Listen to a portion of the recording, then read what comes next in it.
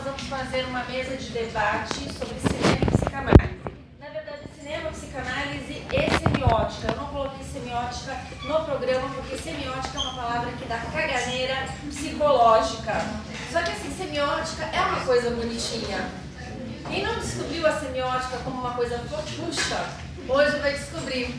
E vocês vão perceber que de forma intuitiva vocês fazem uma análise semiótica quando vocês assistem um filme. Pode ser filme da Sessão da Tarde, Férias Malucas de Papai, O Homem da Minha Vida, Escorreguei na Casca de Banana e Fiquei Feliz, mas principalmente em filmes fodásticos, como os filmes que vão ser comentados nessa mesa de debate. Eu vou começar falando do Cisne Negro, o meu big, grande, plus amigo Wallace, que também já foi meu aluno, vai falar sobre o Requiem para um Sonho. Como são filmes do mesmo cineasta, a gente vai falar os dois na sequência e aí a gente vai abrir um espaço para vocês debaterem, comentarem, fazerem perguntas, trazerem informações, questionarem, discordarem, o que vocês quiserem. Aí na sequência a gente vai para o Brilho Eterno de uma Mente Sem Lembrança, com uma aluna fodástica também, que já está na plateia esperando para falar. E depois disso volta comigo para falar sobre, precisamos falar sobre o Kevin. Ai, que delícia! A galera já assistiu esse filme, eu acho que a galera já assistiu esse filme.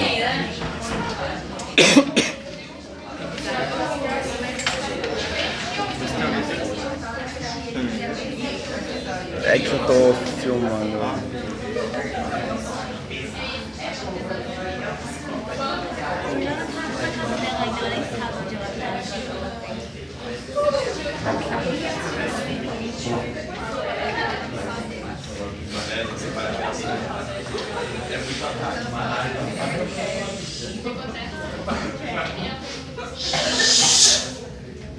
Todo esse agir por causa de um psicopata?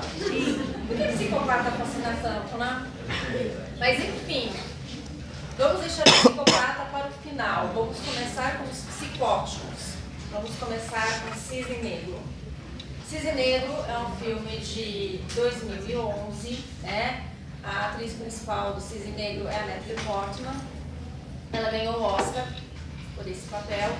Ela mesma sofreu muito para compor esse personagem, né? Ela precisou estudar balé, ela precisou abrir muito mão da vida dela, da vida pessoal, para poder se dedicar à construção deste personagem. Parece que tem até uma relação semiótica mesmo entre a construção do personagem e o que a personagem vive no filme, que ela vive exclusivamente para fazer parte de um balé, para ser a primeira bailarina do Lago dos Cisnes. Ela faz o cisne branco e o cisne negro. E o coreógrafo dela, quando está escolhendo a bailarina que vai fazer o papel principal, ele fica muito em dúvida. Ele diz que se fosse para fazer só o cisne branco, ele tinha certeza que a Nina era a opção ideal. Mas ele não conseguia ver o cisne negro sendo interpretado, sendo vivido pela Nina. Mas no final das contas, a gente descobre no final do filme que a Nina é o cisne negro. O cisne branco era um personagem forjado pela criação dela, era um personagem forjado pela mãe dela, né, pelo superego dela. Na verdade, a Nina era o cisne negro. E o coreógrafo percebe que de repente ela pode desenvolver o cisne negro quando ele tenta beijá-la na boca e ela morde o lábio dele. Ali ele sente uma agressividade, uma sensualidade que ele não conseguia ver nela em outras situações. Aí então ele resolve dar uma chance para ela. Mas é um processo muito sofrido. Inclusive, ele precisa usar alguns métodos bem pouco ortodoxos para fazer a Nina colocar para fora a sensualidade dela. Ela é muito técnica como bailarina, ela é muito perfeccionista, mas ela não dança com liberdade, ela não dança com sensualidade. Tanto que tem uma cena que o coreógrafo fala para ela o seguinte, mostrando uma outra bailarina, a Lily. Ele diz o seguinte para a Nina, olha, ela não é tão técnica quanto você, mas ela dança com liberdade. E isso falta a você. Dançar com prazer, dançar com liberdade. A Nina é tão, mas tão reprimida que o coreógrafo dela começa a ensiná-la a se masturbar.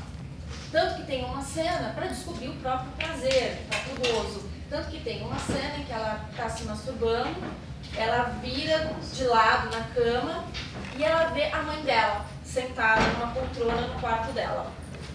Aí a gente não sabe se a mãe realmente está sentada ali ou se a Nina, porque se sente culpada por estar se masturbando, imagina que a mãe esteja ali. No cisne negro isso é muito comum.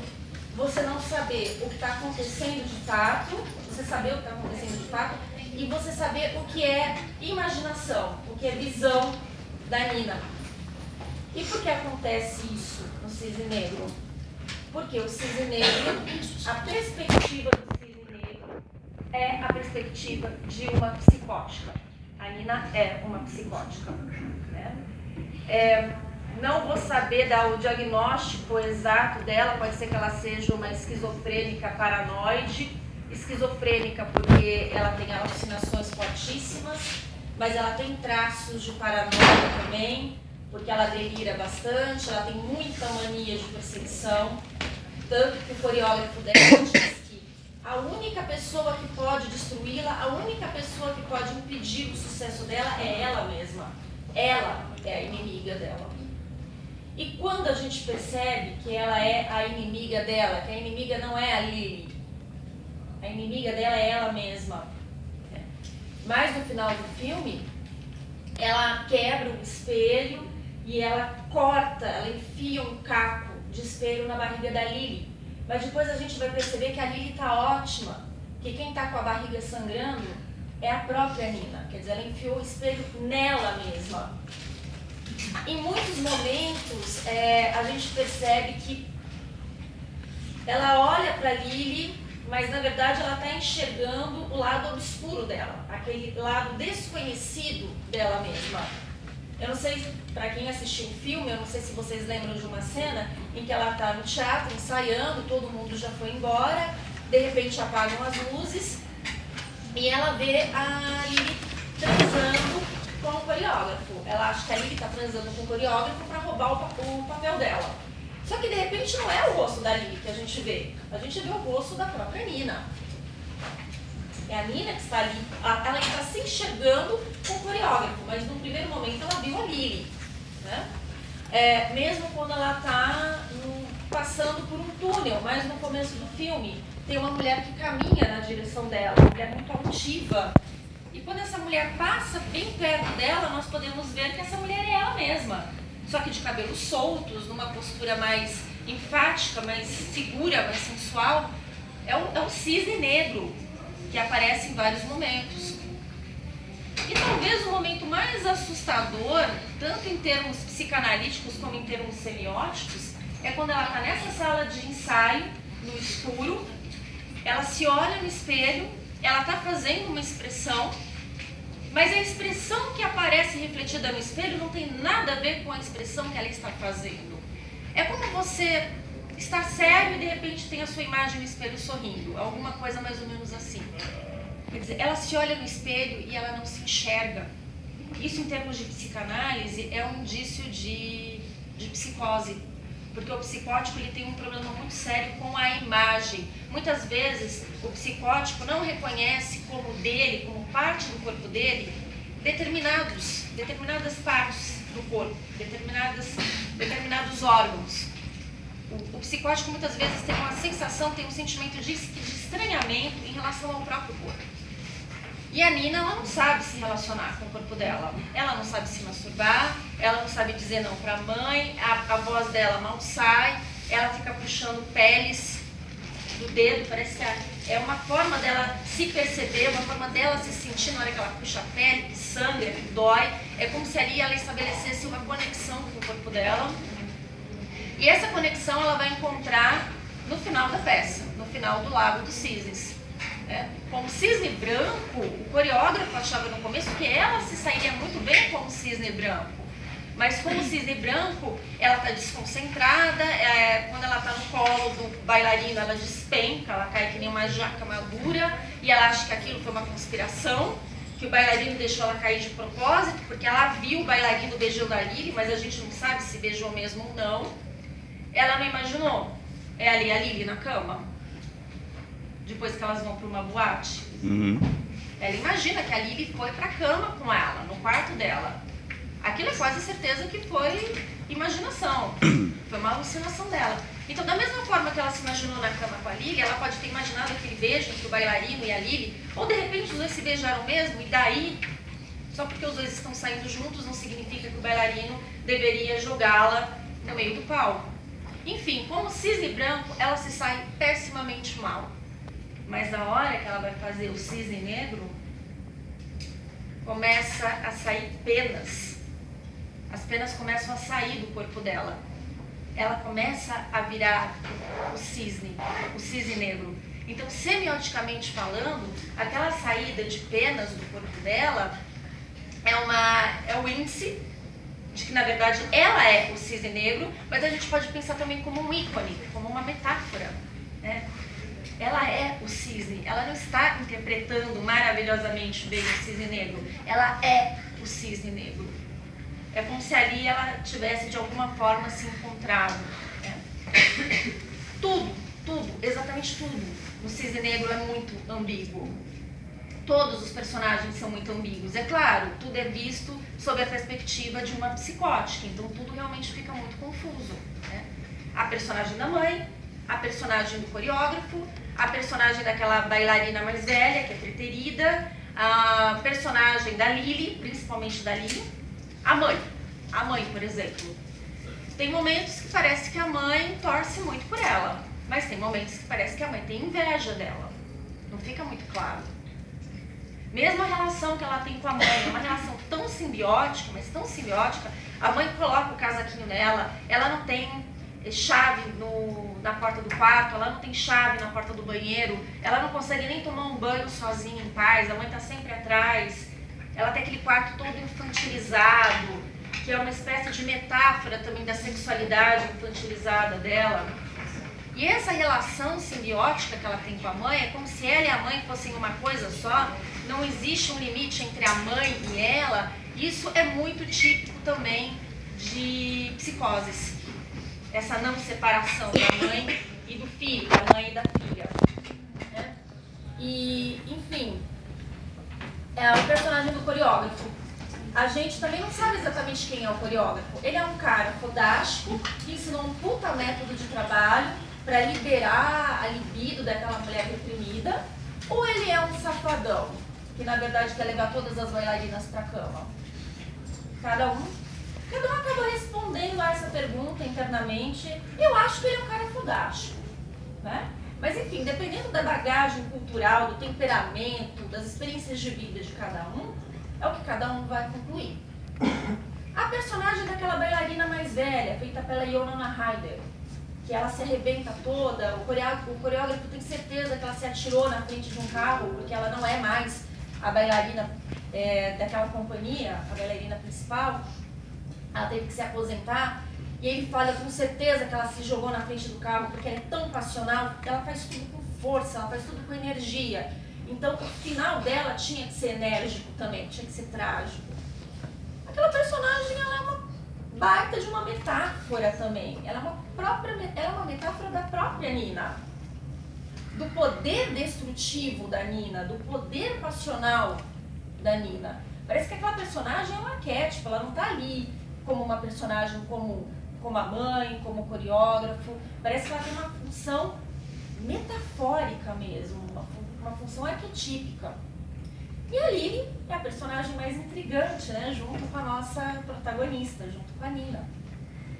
Em várias mesas de debate com alunos em aulas comuns, a gente chegou a levantar a lebre. A Lily existe de fato? Ou será que não é um produto da imaginação da Nina? Será que não é o alter ego da Nina? Não é o cisne negro? Não é o lado sensual, o lado obscuro, o lado desconhecido da Nina? O que a Nina gostaria de ser e não é?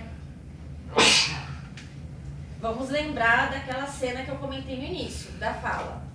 Ela vê a Lily transando com o coreógrafo, depois ela vê que o rosto não é o da Lily, é o rosto dela.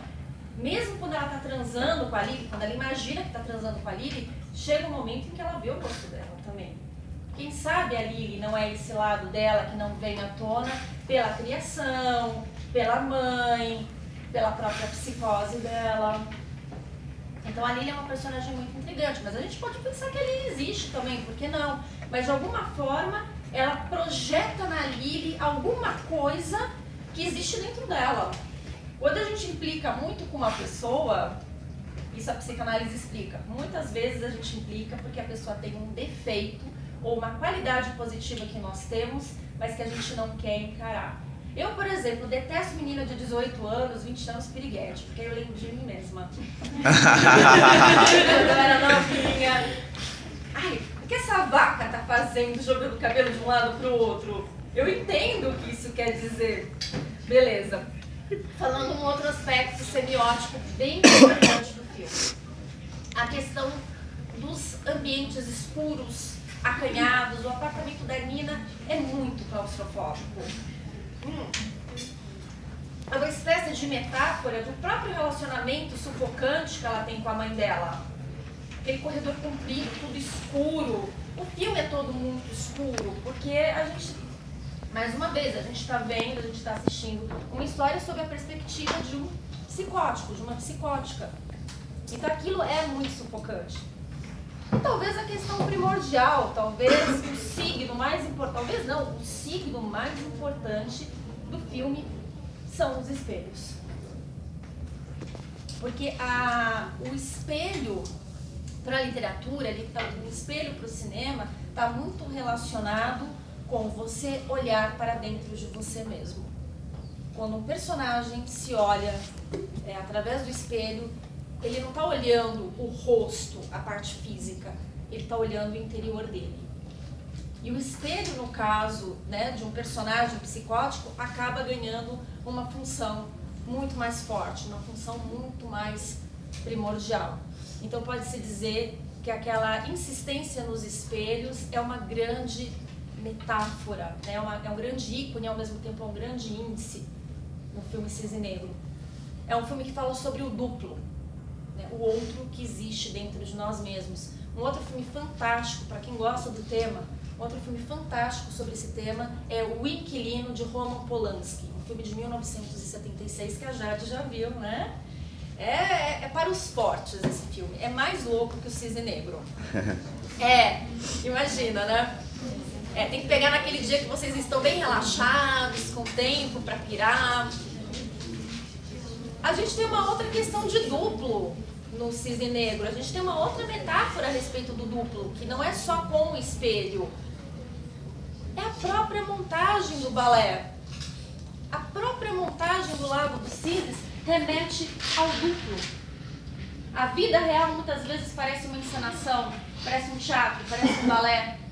E ali no balé ela viveu a mais pura realidade, ela se encontrou, ela encontrou o cisne negro dela. Ela encontrou a agressividade, a paixão, o fervor. Então existe uma relação também metafórica entre a própria vida cheia de encenações e a encenação do balé uma encenação cheia de realidade.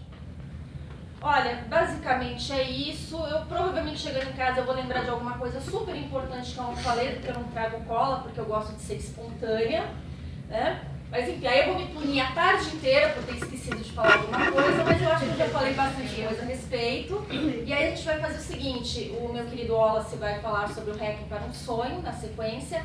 Como são do mesmo diretor, aí a gente abre um tempo de espaço para fazer o debate em conjunto desses dois filmes fodásticos.